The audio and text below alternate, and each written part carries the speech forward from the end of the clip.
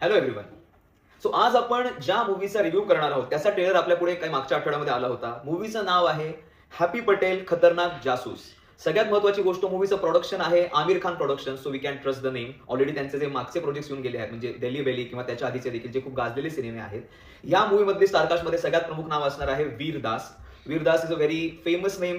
तुम्हाला जर comedy videos comedians यांचे परफॉर्मन्सेस आवडत असतील तर is one of the very few people ज्यांना कॉमेडी खरी काय असते आणि त्यातून काहीतरी एक आरसा दाखवणे ज्यांना जमतं असा वीरदास एक व्यक्ती आहे. आय वुड से या मूवीमध्ये आपल्याला सगळ्यात अजून एक उजवी बाजू ही की वीरदासचं फक्त त्याने ऍक्टिंगच केलेली असं बिलकुल नाहीये.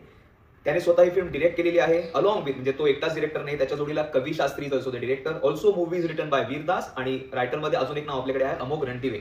सो मूवीच्या स्टोरी लाईनमध्ये आपल्याला ट्रेलरमध्ये असं बघायला मिळतंय की वीरदास हॅपी पटेल जे काही कॅरेक्टर आहे नावातच आपल्याला सांगितलं की खतरनाक जासूस, पण तो कितपत खतरनाक आहे दॅट इज डाऊटफुल. आपल्याला बघायला असं मिळतंय की तो इनिशियली एक शेफ होता, नंतर त्याला काही कारणास्तव इंडियामध्ये यावं लागतं. ही फाइंड्स की त्याचे जे अँसेस्ट्रल रूट्स आहेत ते भारतातले आहेत आणि त्याने कधीही भारतात आतापर्यंत पाऊलही ठेवलेलं नाहीये. पण जेव्हा तो भारतामध्ये येतो आणि तो भारताचा बनण्याचा प्रयत्न करतो तर त्याला तो शोले मधला फेमस डायलॉग तिथे दिला आहे की गाव आलो. जसं आपल्याला माहितीये की त्या मूवीमध्ये धर्मेंद्रने जे केलं होतं इथे तो गोव्यामध्ये विचारा गेला आणि तिथून तो जोरात गाडीवर ओरडतोय गाव आलो, तर तिथला एक माणूस म्हणते are you mad or what, this is not गाव, दिस इज गोवा.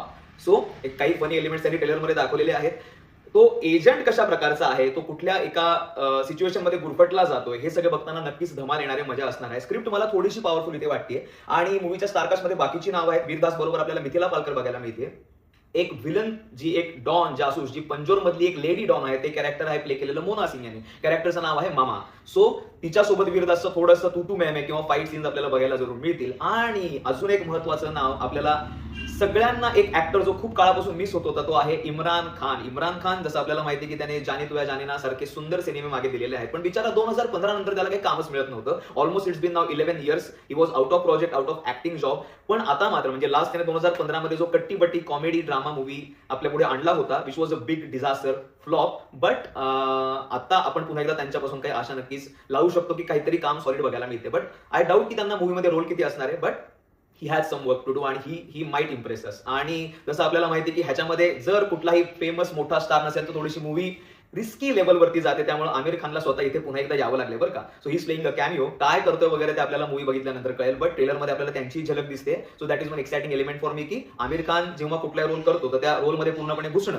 आणि आपल्याला विसरायला लावणं की ही इज आमिर खान, हे त्याचं वेगळंच कसं नेहमी असतं. I am excited for that part also. बाकी मूवीचं आतापर्यंत कलेक्शन जे झालेलं आहे, मूवी रिलीज झाला आहे 16 जानेवारी 2026 रोजी, आता लिटरली 2 दिवस झालेले आहेत.